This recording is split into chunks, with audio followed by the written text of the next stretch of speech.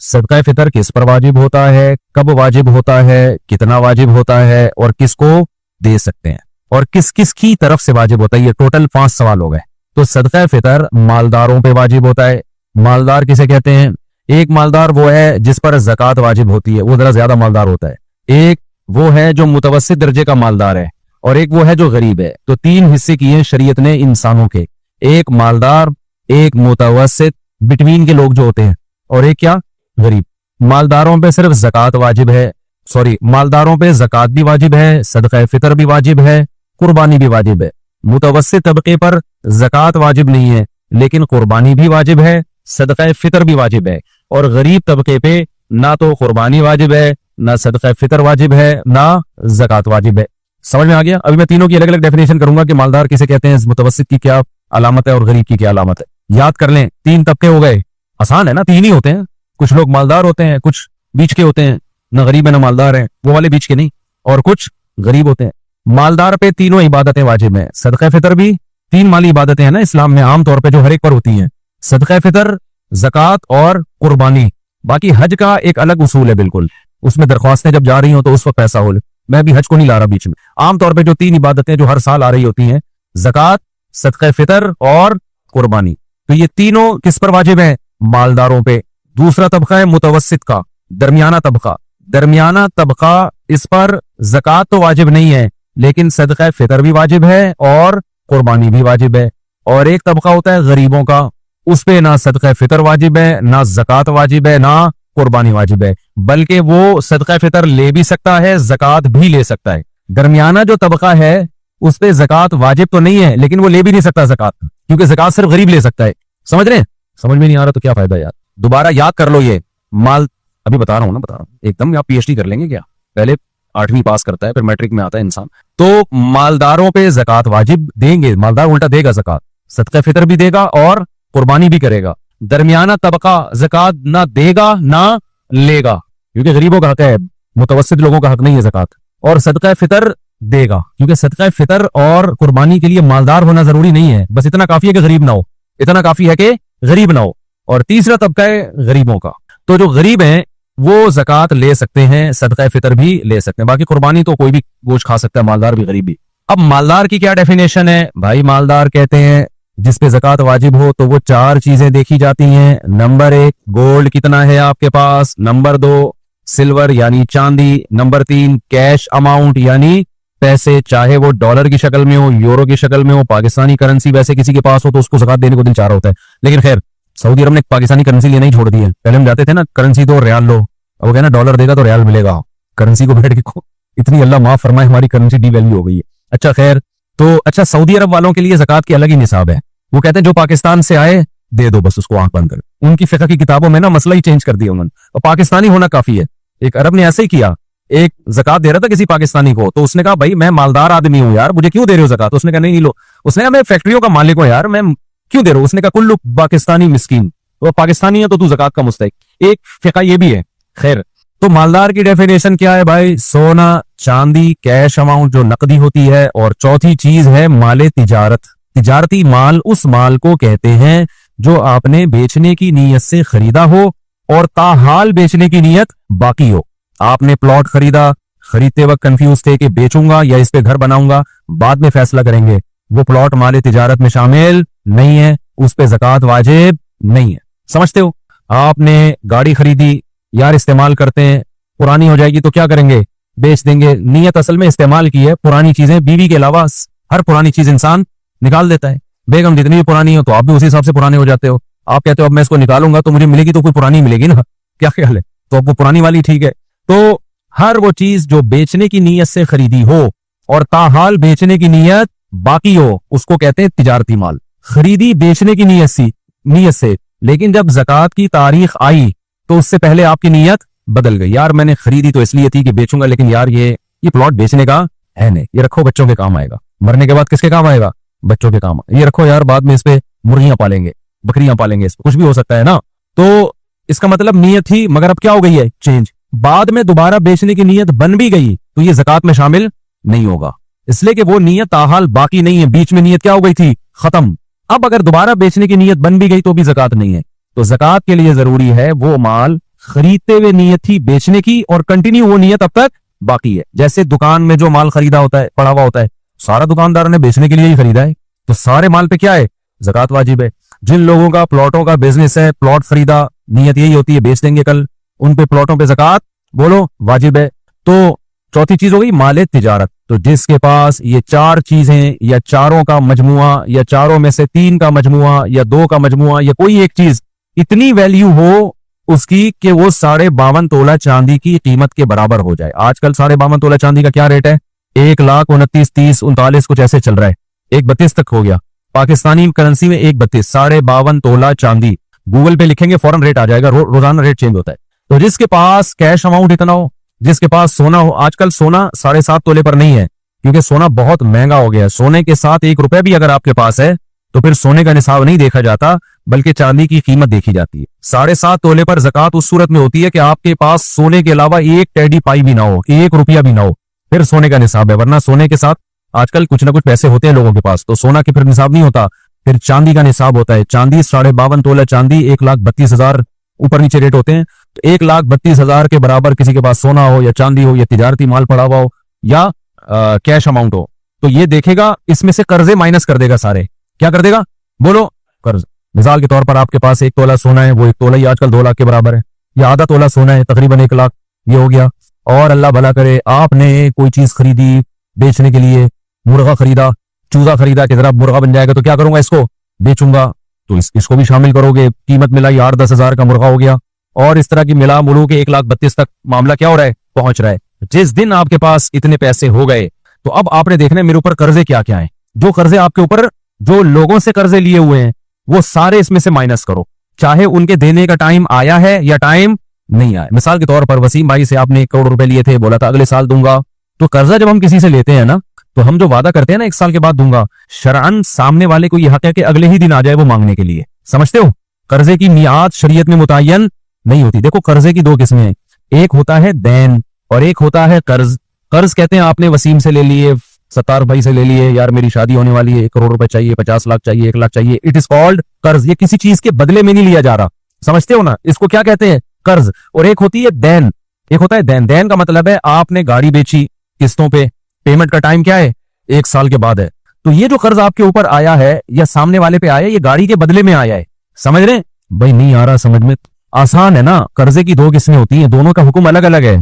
एक कर्जा वो होता है जो किसी से कारोबारी कर्जे जिसे कहते हैं हम। कौन से कर्जे, आपने प्लॉट खरीदा 1 करोड़ का, बोला पेमेंट अगले साल दूंगा मैं, या किस्तों में, कब दूंगा मैं, किस्तों में दूंगा, या 10 साल की किस्तों पे प्लॉट ले लिया, जैसे कि लोग ले रहे हैं 20 साल की किस्तों पे प्लॉट ले रहे हैं लोग, ये भी आपके ऊपर कर्जा है।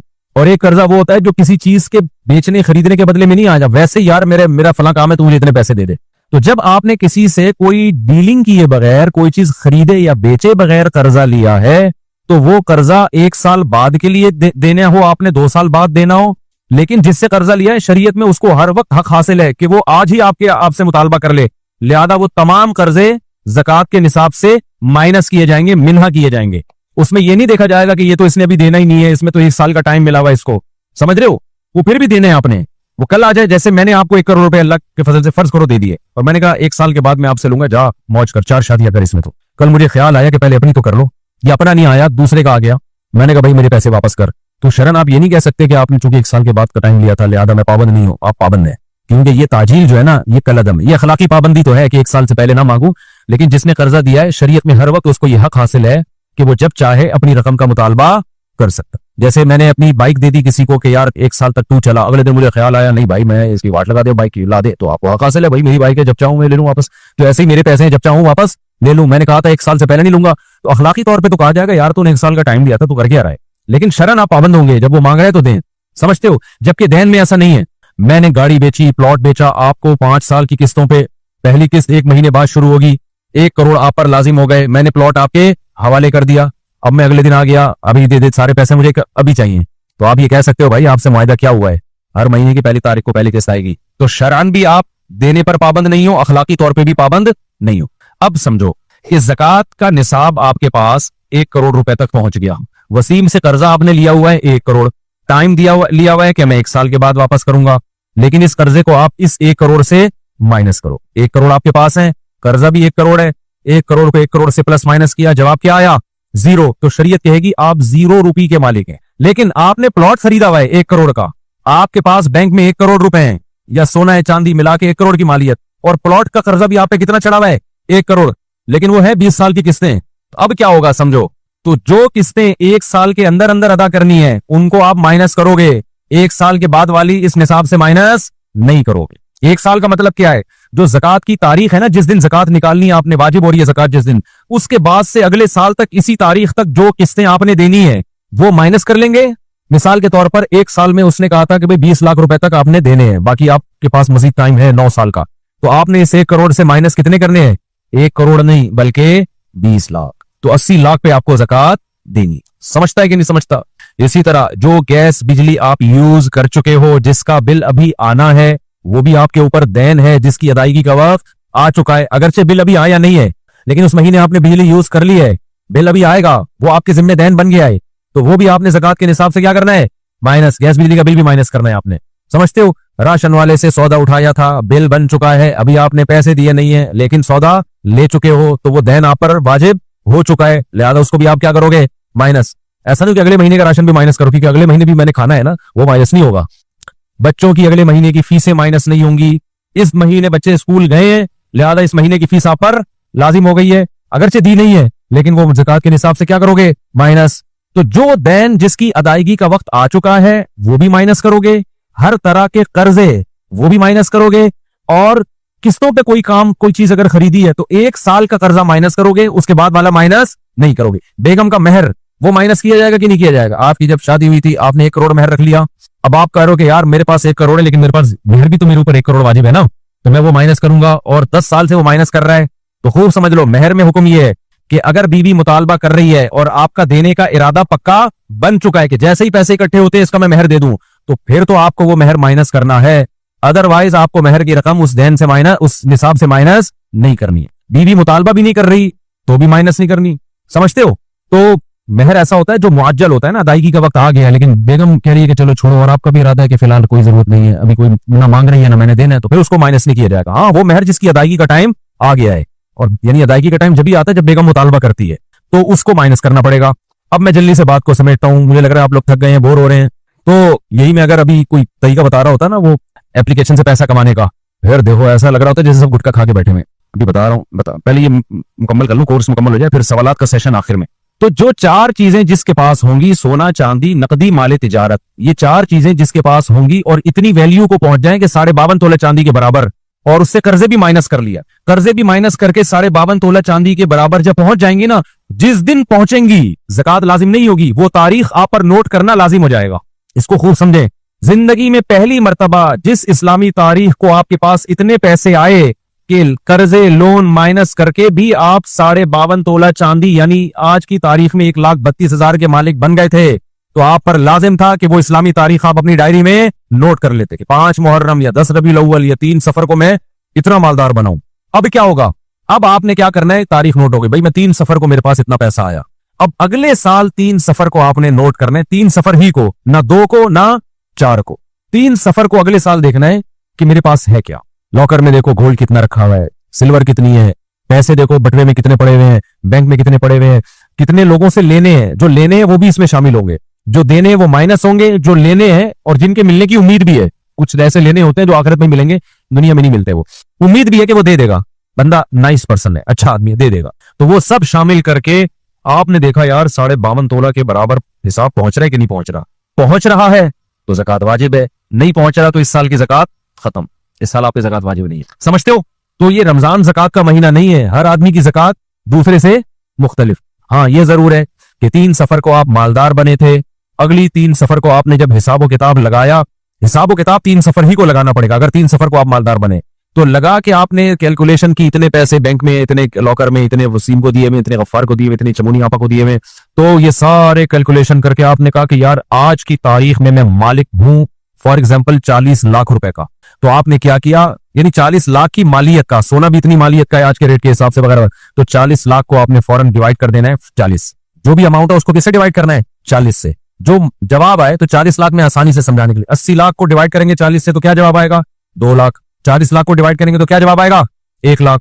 तो फर्ज करो 80 लाख थे आपके पास, आपने 40 से डिवाइड किया, जवाब आ गया 2 लाख। तो आप ये डायरी में नोट कर लेंगे, इस साल मुझ पर ज़कात कितनी वाजिब है, 2 लाख। एक मसला आपका हल हो गया। अब देनी कैसे, पूरा साल पड़ा है आराम से देते रहो, क्योंकि फौरन गरीब मार्केट में मिलता नहीं है, जितना जल्दी हो दे दो। लेकिन अगर देर इस बेस पे हो रही है कि मुस्तहिक को तलाश करना है, तो फिर ये ताखिर जायज है, नहीं है, समझते हो। फिर इस नीयत से कि यार एकदम से नहीं, एकदम हम पकड़ा दें को गैर, पूरे बाज़ दफा साल में ऐसा बंदा आ जाता है, आदमी कहता है अबे यार पैसे रखे हुए होते तो आज मैं इसको दे देता। लेकिन कोशिश करो जितना जल्दी हो। अब सवाल पैदा होता है कि यहाँ बहुत से लोग ऐसे होंगे जिनको तो याद ही नहीं कि यार हम साहिब निसाब कब बने थे। ये तो आज हमें पता चला है, क्योंकि हमारे स्कूलों में जो इस्लामियात पढ़ाई जाती है उसमें पड़ोसियों के 2-4 हुकूक के अलावा कुछ भी नहीं है। स्कूलों में जो इस्लामियात है ना उसमें ज़कात के मसाइल है, ना नमाज रोजे के मसाइल है, कुछ भी नहीं है उसमें। बस उसमें चंद दुआएं याद करा लेते हैं, रब्बना आतिना फिद दुनिया हसना व फिल आखिरति हसना व क़िना अज़ाबन्नार। कुछ ढंग का निसाब ही नहीं है हमारा। तो अब बहुत से लोग ऐसे हैं जो 70-70 साल के हो गए, वो कह रहे हैं यार हमें अब पता चला, हमें तो वो तारीख याद ही नहीं है जब हम पहली मर्तबा इतना पैसा हमारे पास आया था। तो आपने सोचना है, मैं सोचने के लिए आपको आइडिया देता हूं, उससे आपकी वो तारीख निकल आएगी। समझ रहे हो। मर्दों के पास आमतौर पे 2 तरह से पैसा आता है आमतौर पर, या तो जब अब्बा की डेथ होती है, विरासत मिलती है, उस दिन उनको विरासत के मालिक बन जाते हैं। जो गरीब लोग हैं ना, अब्बा का इंतकाल हुआ तो कैश अमाउंट वो सारा किसका हो जाता है, वारिसों का। ऐसा ही है ना। तो अब्बा की डेथ की तारीख निकालो, अंग्रेजी तारीख निकलेगी, गूगल पे डालोगे वो इस्लामी निकाल के मार्केट में ले आएगा। आपने वो तारीख क्या कर ली है, यार उस दिन मैं मालदार बना। एक और तरीका लड़कों लौंडे लपाड़ों के मालदार बनने का, पहली सैलरी जिस दिन मिली थी, बाज दफा वो इतनी ज्यादा होती है कि उससे साहिब निसाब बोलो बन जाए। मेरी जो ज़कात की तारीख है 23 रमजान है। मुझे कैसे याद है, मैं जामे तो रशीद में पढ़ाता हूं, तो हमें जामे तो रशीद में रमजान में बोनस मिलता था, अब भी मिलता है। तो हमारी तनख्वाह तो इतनी थी नहीं कि ज़कात वाजिब हो, बल्कि उल्टा मुस्तहिक ज़कात है। अल्लाह का शुक्र है ली नहीं कभी किसी से, और अल्लाह ने हमेशा खिलाया पिलाया ही है। लेकिन अक्सर मौलवी बेचारे ऐसे ही होते हैं, इस्तिग़ना अल्लाह ने बहुत दिया होता है। अभी ऐसा ना हो मुझे ज़कात ला के पकड़ा छोड़ दें, हज़रत मेरी तरफ से बनियान खरीद लिएगा। तो खैर अल्लाह ने बहुत खिलाया पिलाया है, तो हमें बोनस मिलता था। तो मुझे याद है जो रमजान का बोनस मुझे पहले मिला था वो 23 रमजान को मिला था। 23 रमजान को क्या मिला था, बोनस। तो मैंने वो तारीख क्या कर ली, उसमें इतना था कि मैं साहिब निसाब बन गया था। तो मैंने वो तारीख क्या कर ली, नोट। अब मैं हर साल 23 रमजान को हिसाब करता हूँ बैठ के कि मेरे पास कितने पैसे हैं, कहाँ क्या पड़ा हुआ है, कौन सी चीज बेचने के लिए, कितने कर्जे और निकाल के जितनी आ जाती है उससे थोड़ा ज्यादा इंसान एहतियातन थोड़ा 100-50 ज्यादा डाल देना उसमें। तो ज़कात तो ऐसी मजे की चीज है यार, ये तो वाजिब होनी चाहिए, सही है ना। मजा आता है यार, इस्लाम का एक रुकन अदा हो रहा है। आज बात तारीख भी हुई है। अच्छा खैर, तो मर्दों के लिए 2 तरीके हैं, लौंडे लपाड़ों की बात कर रहा हूँ, कि पहली दफा जो तनख्वाह मिली थी वो देख लो कितनी थी। अगर वो कम थी तो बढ़ती भी तो रहती है ना। एक टाइम ऐसा आया होगा कि इतनी मिल गई होगी कि आप साहिब निसाब बन गए हो। ये बैंक स्टेटमेंट निकलवाओ, तनख्वाह उसमें जमा हो रही है। तो जिस दिन आपको शक हो कि यार ये इतनी तनख्वाह हो गई है कि ये उस दिन के रेट लगेंगे, फिर वो कि उस मुझे लग रहा है कि इस तारीख को जो है ना, ये जो मेरे स्टेटमेंट निकलवाई जा सकती है बैंक की, यार ये जो ऐसा लग रहा है कि ये 52.5 तोला चांदी के बराबर रकम हो गई थी, तो वो आप तारीख निकलवाएं। और उस वक्त के रेट भी निकल आते हैं गूगल पे। गूगल हर चीज बता देता है, सिर्फ बीवी को काबू करने का तरीका नहीं बताता, बाकी सब चीजें गूगल के पास है। तो गूगल पे लिखेंगे ना, उस दिन के रेट भी आ जाएंगे कि फला तारीख को फला सन में चांदी का रेट क्या था, तो उस रेट के हिसाब से। तो खैर ये तरीके हैं जिनसे आप असल डेट तक पहुंच सकते हैं। उसके करीब करीब भी पहुंच जाओ तो वो बस अल्लाह फिर माफ करने वाला है। तो फिर करीब भी पहुंच गए ना, अंदाजे से भी फिर करीब करीब में कोई डेट 1-2 दिन आगे पीछे हो गई तो अभी इससे ज्यादा क्या मुकल्लफ नहीं। लड़कियों के लिए जो साहिब निसाब होने का दिन है वो आम तौर पर वो भी वही है, या तो बाप की या वालदा की डेथ हुई हो, विरासत के मालिक, या जिस दिन उनकी शादी होती है उनको जेवर मिलता है। तो शादी की तारीखें लड़कियों को हमेशा लड़के भूल जाते हैं। शादी की तारीख मुझे अब तक कोई भी तारीख याद नहीं अपनी, कौन सी शादी किस सन में हुई। मैं हर लोगों को अलग ही साल बता रहा होता हूँ, क्योंकि मुझे खुद याद नहीं होता। कोई कहता है आप उस दिन तो कह रहे थे 2001 में शादी हुई, उस दिन आप 2000 में कह रहे थे, उस दिन 2002 में। मैंने कहा मैं शादी से मतलब है, तारीखों से मतलब नहीं, मैं क्या करना है। तो बच्चों की वो हमें उम्र भी याद नहीं रहती। मैं इंटरव्यू में बता रहा था कि ये 10 साल का, दूसरे बोला 11 साल का, अबू 11 साल का। मैंने कहा चलो 10-11 में कोई ज्यादा फर्क नहीं। तो बड़े तो खुद ब खुद ही हो रहे हैं ना, हमें डेट ऑफ बर्थ याद हो या ना हो, वो खुद ही बड़े हो जाएंगे। जब हम बता दें बड़े हो जाएं तो बता देना अबू मैं बड़ा हो गया। तो अब मसला ये है कि लड़कियों को अक्सर शादी की तारीखें याद होती हैं, तो जिस तारीख को उनकी शादी होती है आमतौर पर उस दिन उनको जेवर भी मिलता है, तोहफे भी मिलते हैं। वो तोहफों पर तो ज़कात नहीं, लेकिन कैश अमाउंट अगर उन तोहफों में मिला है और गोल्ड मिला है तो उस गोल्ड पे ज़कात लाजिम है। समझते हो कि नहीं समझते? और इस्तेमाल के जेवर पे भी ज़कात लाजिम है। तो वो तारीख लड़कियां क्या कर लें, नोट कर लें। अंग्रेजी तारीख तो होती है, गूगल पे सर्च करके उससे इस्लामी निकाल लें, इस्लामी तारीख निकाल लें। तो जब एक दफा, अच्छा अब ये तमाम तरीके अगर नहीं कारगर हो रहे, ना वो तारीख याद है खातून को, या तारीख तो याद है लेकिन उनको पता है मैं उस वक्त मुझे इतना मिला ही नहीं था कि मैं साहिब निसाब बनती, या मुझे उससे पहले मिल गया था इतना, अब्बा ने पहले ही दे दिया था बहुत कुछ। अब हर तरह से खोपड़ी इस्तेमाल करके देख ली और वो तारीख निकल ही। ये सब उन लोगों के लिए जो साहिब निसाब बन चुके हैं, जो नहीं बने उनके लिए तो बेहतरीन ऑप्शन है। जो गरीब छड़े छाट है ना, वो तो बेहतरीन ऑप्शन है ना, बैठे हुए हैं नोट करेंगे, जिस दिन पैसा आया तारीख नोट कर लेंगे। तो अब जो मालदार बन चुके थे, साहिब निसाब बन चुके थे, उनको वो डेट मिल ही नहीं रही, हर तरह से खोपड़ी इस्तेमाल कर ली, तो दो काम करने हैं उन्होंने। नंबर एक, 2 रकत पढ़ के अल्लाह से तौबा इस्तिगफार करके माफी मांगनी है, अल्लाह मैंने इस्लाम के इतने बड़े रुकन के बारे में नॉलेज हासिल नहीं की, मैं बालिग हो गया मगर ज़कात के मसाइल सीखने की कोशिश नहीं की कि मुझ पे कब वाजिब होगी, ये जुर्म मेरा क्या कर दे, माफ कर दे। उसके बाद दिमाग में तहर्री करके ना कोई डेट मुतय्यन कर दे। कुछ भी दिमाग नहीं जा रहा तो फिर रमजान भी मुतय्यन कर सकता है, क्योंकि रमजान में नेकी का सवाब क्या हो जाता है, बढ़ जाता है। तो चलो अब मैं रमजान, यकम रमजान मेरी तारीख है, फर्ज कर ले, पहले उस तरीके पे जोर लगाए, ठीक है ना। वो नहीं कामयाब हो रहा तो फिर जाके है कि चलो जी यकम रमजान। समझते हो कि नहीं समझते? और जो मालदार नहीं है, जिन लड़कियों की शादियां नहीं हुई, उनके पास जेवर नहीं है, तो उनके पास बेहतरी है कि जब होगा तो वो तारीख क्या कर लेंगी, नोट। फिर अगले साल उसी तारीख को हिसाब होगा, उसी तारीख को ज़कात निकलेगी। ये मैंने उस तबके का बताया जो जिसपे ज़कात वाजिब। अच्छा, ज़कात का इससे कोई ताल्लुक नहीं है कि जरूरत से ज्यादा सामान आपके पास है या नहीं है, बस ये 4 चीजें ही देखी जाती हैं। 6 गाड़ियां भी हों, 20 बंगले भी हों, ज़कात वाजिब नहीं होती। हाँ, एक बंगला भी बेचने के लिए खरीदा है फिर होगी। दूसरा जो मुतवस्सित तबका है ना, मुतवस्सित किसे कहते हैं, मुतवस्सित कहते हैं इन 4 चीजों के साथ 5वीं चीज भी ऐड कर लें, वो है जरूरत से जायद सामान। अगर किसी के पास सोना, चांदी, माल तिजारत, कैश अमाउंट या जरूरत से जायद सामान इतना हो कि जो 52.5 तोला चांदी की कीमत के बराबर पहुंच रहा हो, तो वो मुतवस्सित तबके में दाखिल है, वो गरीब नहीं है। मिसाल के तौर पर आपके पास ना सोना है, ना चांदी है, ना माल तिजारत है, ना कैश अमाउंट है, लेकिन आपके पास एक खाली प्लॉट पड़ा हुआ है जो जरूरत से जायद है। जरूरत से जायद की डेफिनेशन क्या है, वो चीज जो पूरे साल इस्तेमाल नहीं हो रही। 2 गाड़ियां हैं, एक इस्तेमाल हो रही है, एक पूरे साल घर में खड़ी हुई है, तो पूरे साल जो गाड़ी घर में इस्तेमाल नहीं हो रही वो जरूरत से जायद है। डिनर सेट घर में पड़े हुए हैं, पूरे साल ही उनको इस्तेमाल की नौबत ही नहीं आती, तो वो जरूरत से बोलो जायद। खवातीन को जहेज में जो कपड़े मिलते हैं वो दादियां नानियां बनती हैं, मगर वो कपड़े उनकी पेटी से निकलते नहीं है। पूरी ना कारून के खजाने पेटियों में भरे हुए होते हैं। वो पूरे साल जो कपड़ा इस्तेमाल नहीं हुआ वो जरूरत से जायद है। तो जरूरत से जायद सामान जब आपके पास 52.5 तोला चांदी के बराबर पहुंच गया, यानी आज की तारीख में 1,32,000 जो रेट चल रहे हैं, समथिंग ऊपर नीचे, तो शरीयत कहती है तू गरीब नहीं है। तू क्या नहीं है? गरीब। तू ज़कात नहीं ले सकता। अब लोग कहते हैं भाई क्यों गरीब नहीं है यार, बेचारे को सिर्फ इतने जरूरत से जायद उसके पास है, लेकिन ये इसमें वो फीसें थोड़ी दे सकता है, इलाज थोड़ी कर सकता है। शरीयत कहती है हमें पता है नहीं कर सकता, लेकिन जी ये इनको बेचे ना पहले गुन्ना। जब इसके पास एक ऐसी चीज घर में पड़ी हुई है जो पूरे साल इस्तेमाल नहीं होती, तो ये ज़कात क्यों ले रहा है? ये उसको बेच के खर्च करे, फिर ज़कात इसको दी जा सकती है। समझ रहे कि नहीं समझ रहे? अब आपके पास खवातीन कहती है हमारे पास एक्चुअली 2 तोले सोना है तो हम ज़कात ले सकते हैं। नहीं भी, आप नहीं ले सकते, एक्चुअली हम गरीब हैं, हम क्या करें भाई, आप ये सोना बेचें। कह रही सोने से क्या होगा, इस सोने से तो हमारी जरूरतें पूरी नहीं होंगी, हमें पता है नहीं होंगी, लेकिन इस्लाम कहता है पहले अपने पास जो इजाफी चीज है उसको बेचो ना, खर्च करो, फिर गरीब बनो, फिर देंगे हम आपको। ये जो गुन्ना गरीब है ना कि इधर साइड में चीजें संभाल के रखी हुई, आने वक्त में काम आएंगी, और अभी लोगों से क्या लेते रहो, ज़कात। तो आला वक्त तो आ गया ना। अबे यार, एक खातून थी, उनका वाकया सुनाता हूं। हमारी वालदा की फ्रेंड थी, वो बूढ़ी थी, अब तो किसी को क्या पता किसका तस्करा हो रहा है, किसी का भी दिमाग जाएगा। उनके पास था गोल्ड, उनकी बच्चियों की शादी आ गई तो वो बेचारी इधर उधर से पैसे जमा कर रही, हाय मेरे बच्चों की, हाय मेरी बच्चियों की शादी, हाय। तो मेरी वालदा ने उनसे कहा कि आपके पास तो ये गोल्ड है, आप इसको बेचो। मैंने कहा वो मैंने आड़े वक्त के लिए रखा हुआ है। तो मेरी वालदा ने कहा आड़ा वक्त आ गया ना, और कौन से आड़े वक्त के लिए रखा हुआ है? तो जो जमा करने वाले लोग हैं ज़कात के मुस्तहिक नहीं है। हाँ, एक प्लॉट आपका पड़ा हुआ है, खाली है, कोई काम नहीं, आप उसमें कुछ कर लें, फिर शरीयत कहती है मुस्तहिक है ये ज़कात का। तो कोई भी चीज जो आपके यूज में ना हो, इस्तेमाल में ना हो, और उसकी वैल्यू 52.5 तोले चांदी के बराबर हो, तो आप गरीबों की फहरिस्त से निकल गए। लिहाजा अब जब गरीब की फहरिस्त से निकल गए तो आप पे कुर्बानी भी वाजिब है और आप पे सदका फितर भी वाजिब है। और तीसरा तबका उस गरीब का है कि जिसके पास सिर्फ जरूरत ही की चीजें हों, ना इतना कैश अमाउंट इजाफी रखा हुआ है, ना गोल्ड है, ना सिल्वर है, ना कोई ऐसी प्रॉपर्टी है या कोई ऐसी चीज है जो पूरे साल इस्तेमाल नहीं होती, और उसकी वैल्यू भी 52.5 तोले चांदी से के बराबर या ज्यादा नहीं है, कम है, तो फिर ये शख्स ज़कात का मुस्तहिक है। उसको ज़कात देना भी जायज है, सदका फितर देना भी जायज है। समझते हो? अब जल्दी से मैं सदका फितर का हुक्म बयान करके, कि पता तो चल गया ना सदका फितर किस पे वाजिब होता है। जिसके पास सोना है उस पे तो होता ही है, जिसके पास चांदी है उस पे तो होता ही है, जिसके पास कैश अमाउंट है इतने के बराबर हो जाए तो उसके में भी है, माल तिजारत है उस पे भी है। एक और चीज है, कुछ भी नहीं है लेकिन जरूर से सामान बहुत है,